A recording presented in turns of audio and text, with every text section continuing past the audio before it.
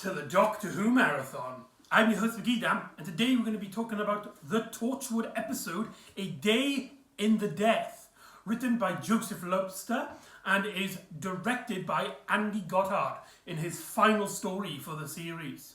This concludes a small little trilogy of stories which features Martha Jones as the Doctor in the TARDIS. Wow, I can't get Doctor Who out of my head. In the Torchwood team. It also deals heavily with the concepts that go after those stories, specifically Owen and the fact that he is currently dead. He has no idea when he's going to die. He can't feel anything. He can't experience. He can't make new feelings, new emotions, and he's basically, from his point of view, is kind of stuck in purgatory, but still alive. And so this story is a heavily Owen story. This story is also unique as being a handful of stories in the Doctor Who universe that do not feature any villain whatsoever. This story has no antagonists, and I do personally find that sometimes the ones without a real any antagonists are some of the best Torchwood stories. Like Out of Time is easily by far one of my favourite stories of the series. So after the disappointing Dead Man Walk-In, the last episode of Torchwood, does this conclude the Martha Jones / dealing with the Owen's death trilogy any favours? Well, from what I can hear, this isn't a very popular story. Not that people hate it or people are annoyed with it, but it's not a story that a lot of people talk about. At best, it's a little conversation piece leading into other more popular stories like Dead Man Walk-In and Reset. So it's kind of strange how the final part of this trilogy is the least talked about. Not the least popular, not the least best or favourite. It's the least one that doesn't get enough talked about. Whether that's because it's good or not, we'll delve into it. But right off the bat, I just want to say, for a small time that we have to utilise Martha Jones returning to the Torchwood universe for interacting with the Torchwood characters, I am incredibly disappointed to announce that Martha is hardly in this story. Sure, she gets a few scenes, specifically with her and Owen, as she kind of flirts with Owen just to make him feel more human, more alive, but Owen kind of sees this and he's kind of preparing her to take his job as the Doctor of Torchwood, in a sense, or sometimes he can get a bit antagonistic about it. It's you just come here to basically take my job, innit? But Martha's that's not what I'm expected to do. So Martha hardly has any scenes. In fact, we only hear her theme once right at the end when she's saying goodbye to everybody, which is a really big disappointment. But I understand, though, that's more what I'm wanting from the story rather than what I'm actually being presented. As a huge Martha fan, I would have liked to have seen more Martha before she leaves Torchwood. They do kind of tease the fact that maybe she can return, maybe she can come back, maybe they were planning on Martha Jones to return in the 5th or 6th series. Who knows?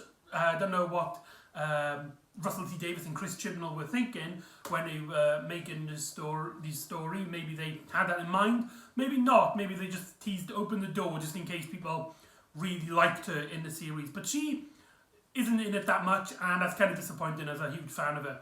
But let's get into what is actually presented to us, because this is an Owen story. Does this story succeed as a Owen story?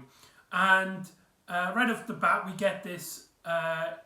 There's a strange kind of pacing when we come to the pre-credit sequence. For those of you who don't know, Torchwood actually has 2 credits, 2 opening sequences. You've got of course, the title sequence, which is the Torchwood logo slowly coming up. We got that But there's actually a little segment at the start which is really Americanized, where you have this montage of scenes from the series with Jack having a narration. Basically, it's like, my name is Captain Jack Harkness, and I work for Torchwood, taking alien technologies for the 20th century. This is where everything changes. And what's really weird here in terms of pacing, we go from that straight into a very similar idea of a montage of basically Owen and him giving his speech. It's like, I'm Owen Harper. I lived the most strangest life when I was alive, and I lived the strangest life when I'm dead. And he's talking about like how his life is kind of repetitive, and there's also a scene in which he's underwater and he just doesn't die. He opens his mouth and you can see him screaming, but nothing's coming out because his lungs are full of water. And it turns out then this is actually him talking to a woman on the top of a building, and we quickly learn that Owen and this woman, this nameless woman, I think she gets named in the story, but I can't remember her name. They are actually planning on jumping off the building, committing suicide, and taking their lives, as they're both seemingly very depressed.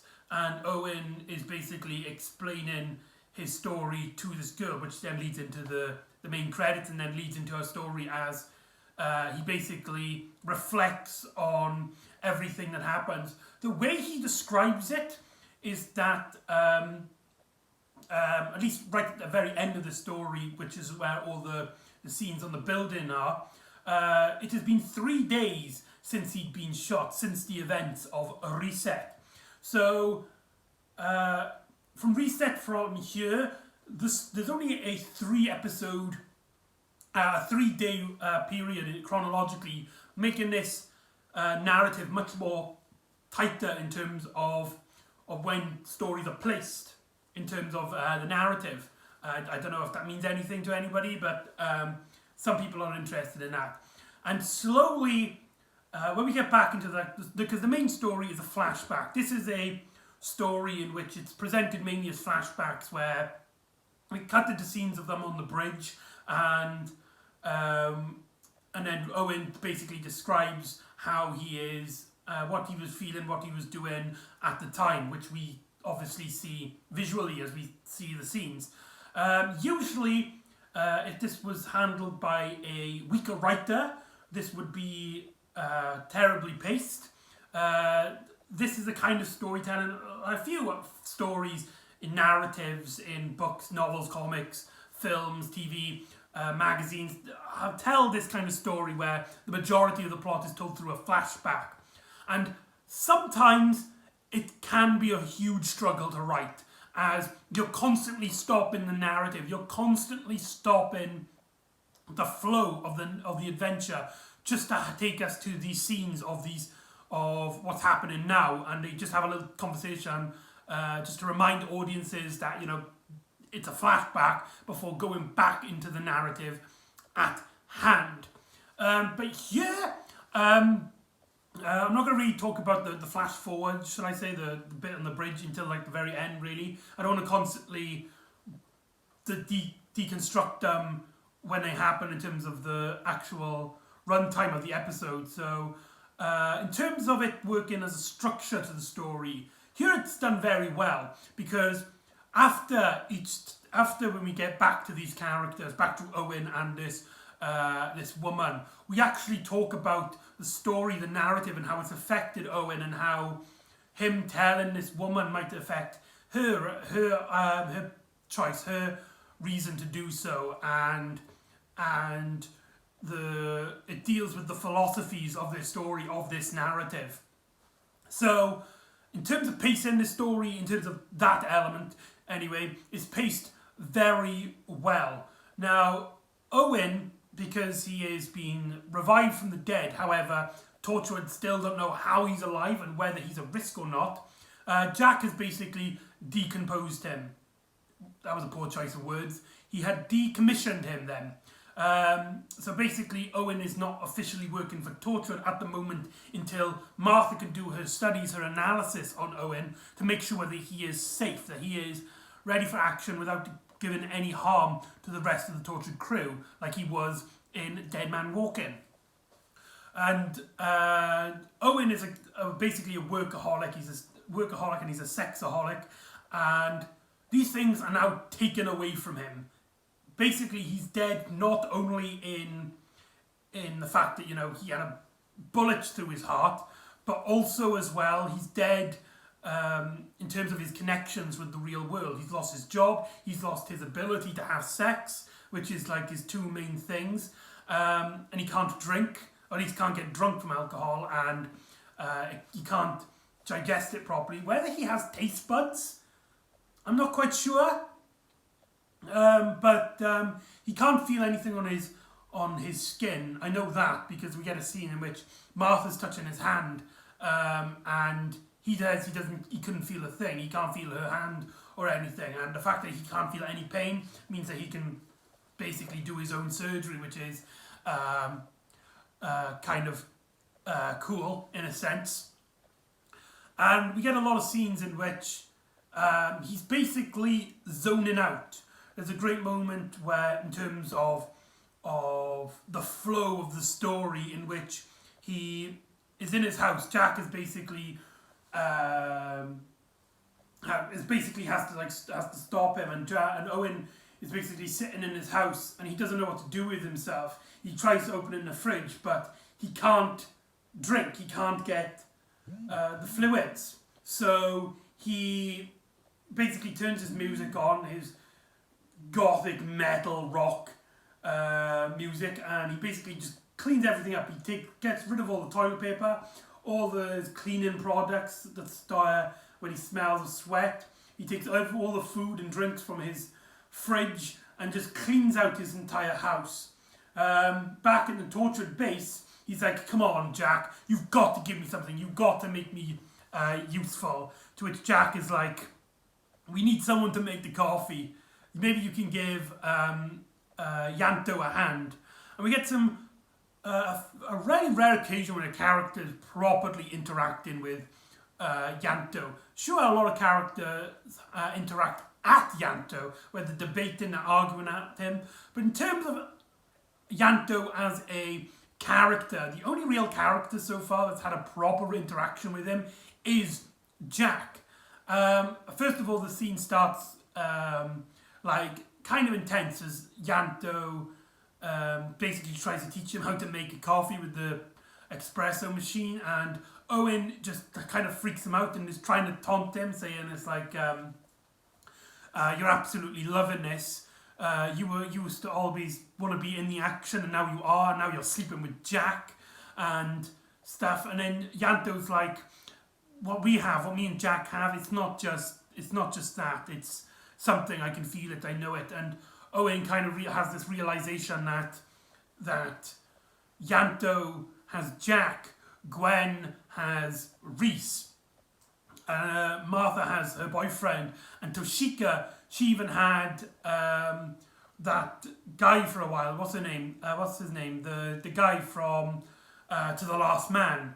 And everybody's had some sort of relationship, some sort of real life connection, except for Owen. But now he can't really do that because he's dead. He can't, though he can, meet people and interact with people, he can't, touch them and feel their skin and interact with them in that kind of capacity. And it really gets to him. It really gets him down.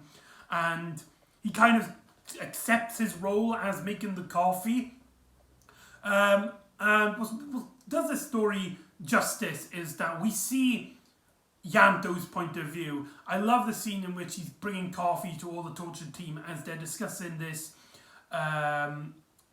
this businessman who has basically gone into hiding. Someone that they know of. There's someone that has been in their databases for a long time. He has a history of trying to find out alien history, alien technology. He basically has his own museum. Think very much of Henry Van Staten.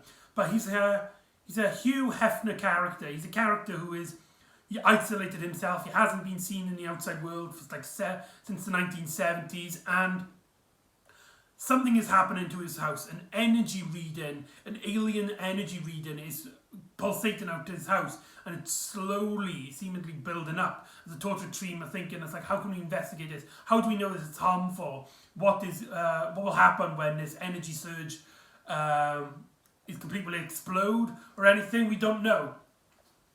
And I love how Owen, he starts off giving everyone coffee and being really nice to everybody, but then he kind of sits down and you can see he's trying to get revolved into the narrative. He's trying to be like, yeah, okay, I can get into this. I can discuss everything. I can help thing. And though the torture team are, of course, letting him help and stuff, there's this feeling that, like, at any moment he can turn back evil again. And there's a great small little hints in Jack's face, which kind of implies it's like, Owen, you know what you're doing, and you know you can't do that, because at the moment we don't know what's happening to you. You could be at risk. And we get a scene then of Owen and Martha actually having a discussion. One of the few times that she gets a proper scene to herself, which, yes, I am still bummed by the fact that they brought Martha in Torchwood for 3 episodes and she's only really prominent in 1. What a waste! What an absolute waste! Like, come on, Martha deserved better than this. But to say that she's not well utilised when she is utilised in the story is completely unjustified, because we get a scene of basically her and Owen talking about, like, because she is basically examining Owen. She's basically telling him, it's like, right, this is what's happening to your body. And they're both doctors, they're both professionals. It's interesting, though, how Martha is flirting with him. She's kind of hinting and teasing and stuff. And this is something which is completely against her character in Reset, in which she was basically either completely blinded or she just was not having it. But I think here, because, you know, he is dead and she was supposed to be the one who gets shot, she does kind of feel guilty, and I love how it's not really stated that's the case. Maybe she did like Owen, but you can easily put in your head that she's doing this to basically make him feel as normal as possible. But Owen, he is kind of pissed by the fact that, like, he can't just go back to his job. Like, apart from the fact, you know, he's dead and he has no pulse and he can't feel anything, I can just easily go back to work. It's like, I might be dead, but I'm still active. And you can see him playing with a scalpel, and he has this kind of little rant to Martha, and Martha's like, another bit where she just looks at him and just goes, "You've cut yourself." And you look at his hand and he's got his cut. And Martha basically stitches it up. And it's basically learned that he cannot heal. Any injury that Owen suffers, it will be permanent. And so if he breaks a leg, he's going to break his leg forever. And he has no idea when it could end. It could be forever. He could be an immortal, in a sense, the same way as Jack. But unlike Jack, he can't heal, he can't recover. He will, if he gets injured, he's going to stay injured. But yeah, Owen points out it's like, he can't feel anything. He can't feel a thing. He cannot process the pain. He can't process the Martha's hand on his hand, and so he stitches it up himself. And then we cut into a scene in which he is in his house, and Toshika actually comes in.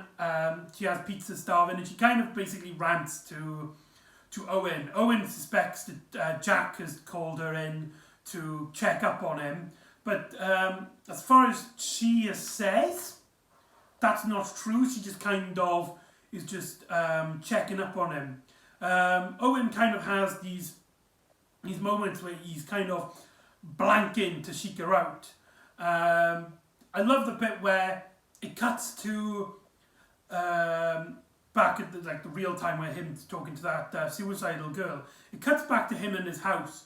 But the way the camera's panned, it looks like he's alone, because you can't hear anyone in the background. There's no one there. The camera pans, and it's revealed then that they're still in the same scene, or at least we presume it's the same scene, of which Toshika is just talking away, and he's just not listening.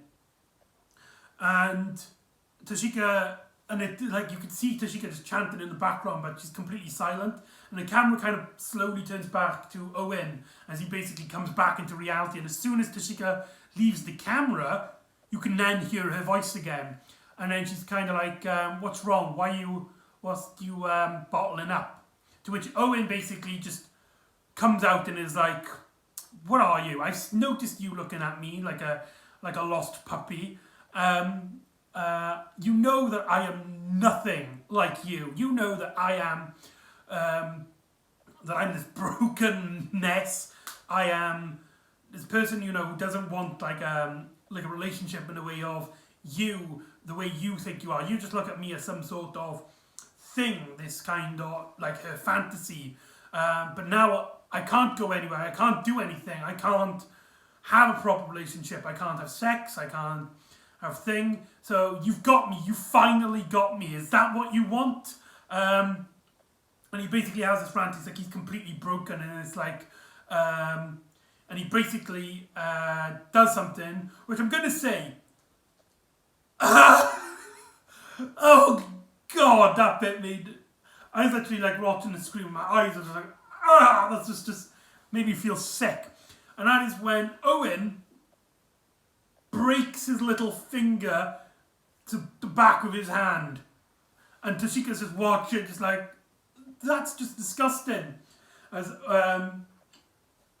Owen then realizes, you know, he's freaked out, he's messed up everybody, and so he decides that's it. And so he runs to Cardiff Bay and he just jumps in the lake without even thinking about it, which is the scene which I was talking about earlier, which was that part of that montage, but here we see it in its full form.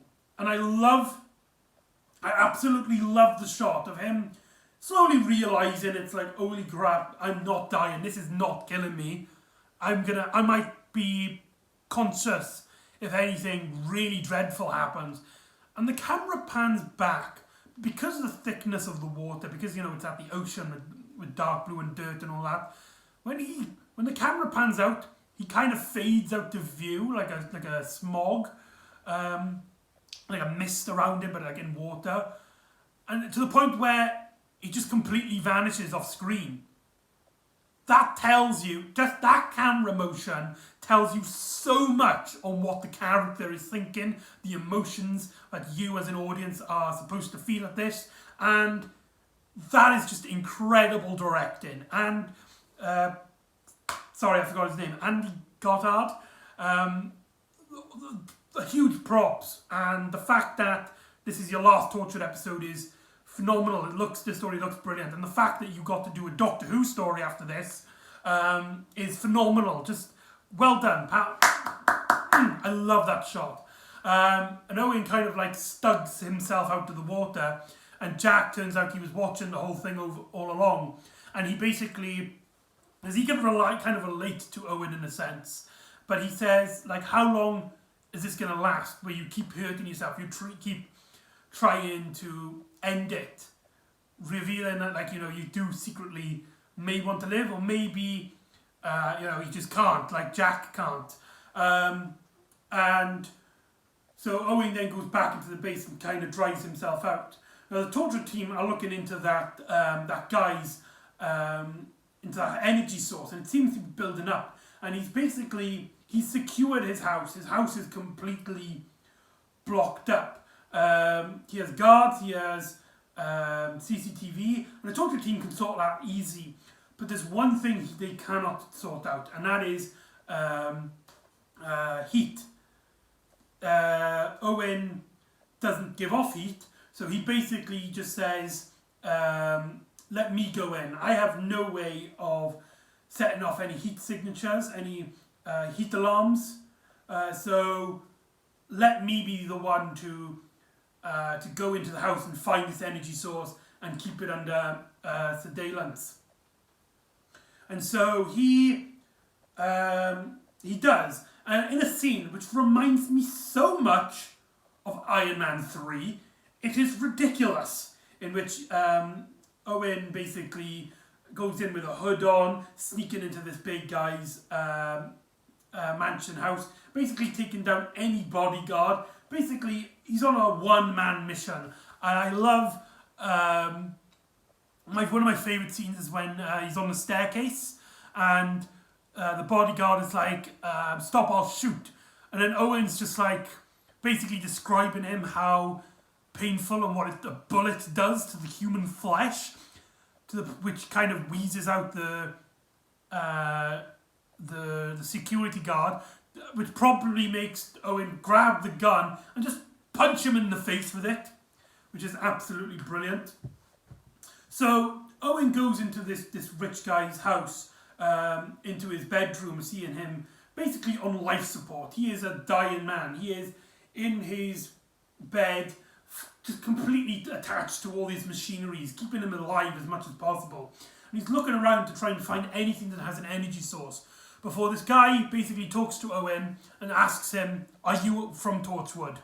And it turns out that this guy has been secretly revealed to be, he knows all about Torchwood at least. And Owen has a one-to-one talk to him and takes away the sheets, the blinds.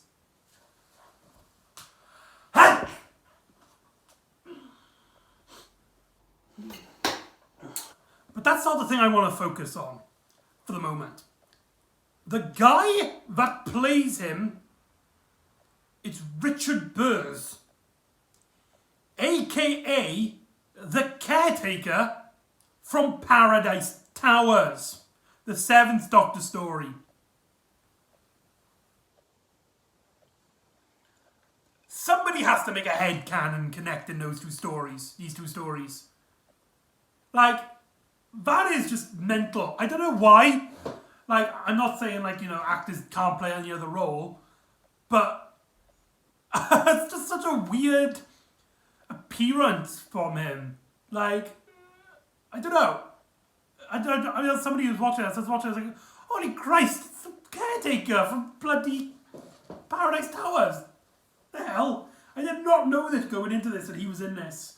It just took me by surprise, that's all. But the scene itself kind of plays out very sweet, very emotional, as this guy basically is like, I'm dying and I hate it. The fact that I've done so much in my life. I've gone around the world, I've collected all these things, and this is my reward, just dying in a bed all by myself. No family, no friends, no loved ones, just me dying horribly, and I do not want to die. I know for a fact that there is nothing at the end of the tunnel. When I die, that's it. There's no heaven or hell, there's no existence, I just stop existing. And it turns out then that he believes that this energy signal, the thing that the torture team are picking up, he believes is keeping him alive. But Owen uses a scanner and basically reveals that it's doing nothing. It's storing energy, but it's not dissipating any energy. It's not reverting the energy to him. It's doing absolutely nothing. And the conversation between these two characters are so sweet. It's so... you cannot... No other franchise could tell a story like this. This kind of narrative in this kind of way. Only really Torchwood can pull this off. And this character's basically dying. He is on his last breath. And Owen is like, I'll be here with you. I'll hold your hand. And I'll come back. But when I come back, I'll be there for you for when you're going to die. And this character, all he asks is there anything out there? Is it confirmed by Torchwood anyway? Does he know for a fact, does Owen know for a fact that there are aliens? Please, you have to tell me. I need to know. Who am I going to tell? But Owen can't, because his loyalty to Torchwood means that he will not tell him what he wants to hear, that aliens, at least in this universe, are real. And then, one of the most heart-aching scenes, my God, it really kicks a thing in your chest where Owen is basically, he's doing his doctor stuff as this guy starts having a heart attack. He's like, "You're not going to die on me yet," and he tries to give him CPR, but then he holds his nose and tries to give him mouth to mouth until he realizes no breath. Ever since he died, he doesn't actually have exhale any oxygen. He cannot breathe in the same way that we do. And so Owen is forced to just watch this guy in front of him die. He's a doctor, he's a professional doctor. In fact, in this episode, he even states he is a damn good doctor. He has saved lives in a way that a lot of people couldn't. And here he is, he couldn't do a simple thing, and he puts it on him. And I love how, when we cut back to our characters in the modern day, he actually not jumps, but he prepares to jump. He stands onto the wall, and he's basically, it's like, right, I am going to jump. And then he continues the rest of the story where it's revealed that the device is charging up to a huge capacity. The energy signature is covering almost all of Cardiff, and the torture team think it's going to explode. And they're like, "Owen, you've got to get out of there. You've got to run as fast as you can." And Owen's just like, I have an idea. And he kind of hugs it, and he's like, "Hopefully my body will absorb the impact. Just everybody else get on a safe distance, but I'm going to keep onto it until it explodes." To which all the characters are like, "You can't. You're gonna die." And Tachika's even like, "I love you." And Owen's just like, "I know, but I've got to do it. I'm dead already. There's no point in existing. I'm an absolute failure now that I'm this. And what kind of life is this?" And then it's revealed then that the device isn't actually a bomb, because Owen is still in the present day. As the girl asks him, "What's going on? What is that device?" And it's revealed that it's a signal from aliens. Do you know how humans, back with Voyager 1, where we had, for those of you who don't know, in Voyager 1 is a NASA satellite which we sent into space, and it just keeps going further and further and further away from us.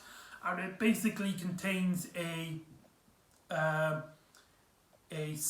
bunch of stuff that connects it to Earth, that teaches any other civilizations who we are, how we exist, and obviously that we come in peace. And it turns out this thing is actually the reply, saying to us, "Yes, we are out there, we can hear you." And this gives Owen a newfound love of life. And he's standing on the building, and he's holding this girl's hand, and it's like, do you want to see this? And then all of the signal kind of goes through into the sky as this woman that he's been talking to throughout the episode, because we learn throughout her segments that her husband had died on their wedding, and it's just their 1 year anniversary. And we get a lot of great discussions where Owen is like, "Why didn't you try killing yourself before? Why did you wait until the anniversary to end your life?" And she basically goes into detail. It's like, people said it would get better, and she believed them, but it doesn't. So why not end it now? And there's also some scenes in which she's taunting Owen. She's like, "I don't care about you. I don't care about me anymore. I just want to die." And Owen's just like, "Yeah, okay then," and kind of like pushes her to look down at the view to the floor, and basically is like, "You're terrified. You don't want to die yet." And she's like, "Yeah, I'm terrified, but aren't you?" And Owen's just like, and then Owen tells obviously his side of the story. But thanks to this, she's basically learned this newfound love of life, that there's more to explore. That sure, the universe is dark. It's full of people who just want to murder and kill, rape, just everything. But sometimes, just sometimes, there's a bit of light. Just a little bit of kindness, a little bit of calm. And when our girl asks him, it's like, what should I do now? And Owen's like, it's up to you. If you genuinely believe the universe is just dark, you cannot handle it, and jump by all means. But if you had any spark of life, maybe your first kiss, the first time you drank a coffee, the first time you rode a roller coaster, and if you ever felt that spark, that love of life, don't jump. Keep thriving, because there are reasons to exist. There are reasons to live in this world, given her newfound life.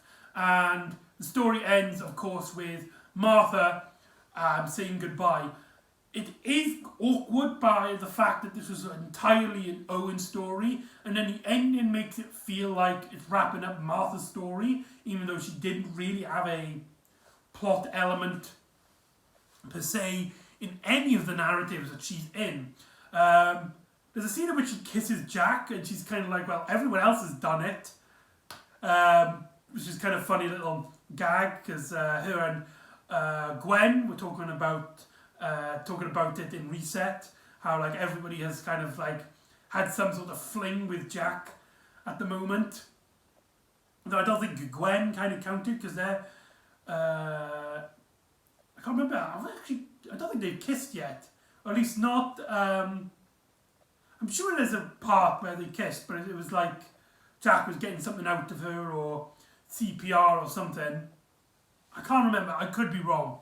But anyway, and Martha basically says goodbye. I'm going back to unit, and Jack is like, if you ever need a job, if you ever want to come back here, all you have to do is give me a call, and you've got the job. You've got a role in our team. And Gwen and Martha's just like, maybe, and that's where you hear Martha's theme. Absolutely love Martha's theme. The rendition in Torchwood is actually a different rendition, but it's still the same theme, and I absolutely love it. So anyway, that's A Day in the Death. Overall, in terms of the trilogy, in terms of just purely on the narrative aspect, this is easily by far the best, as it deals with Owen's emotional struggles with the fact that, he's dead, and the ideas and the revelations of this just absolutely torture him. The back and forth between the main narrative and him and the girl on the rooftop is actually played phenomenally well. However, the story does kind of, not like it doesn't know where it's going, but kind of sometimes blanks out at certain scenes where like characters don't really have any direction of where they're going. Martha, despite having a very limited time on the show, has very little to do in her final story in Torchwood. Very odd, very strange. But overall, it's a good story, good time. I wouldn't say it's amazing. It's good. It's good. I enjoyed it. I had fun with it, but it could have been a lot better. So join me next time where we find out what our favourite journalist is up to as she goes undercover she's not undercover because she's a journalist, but she goes to investigate a soda company and discovers a young boy, a boy who will become her adopted son. So join me next time for the first episode of the Sarah Jane Adventures in The Invasion of the Bane. And I'll see you next time on the Doctor Who Marathon. Ta-ra!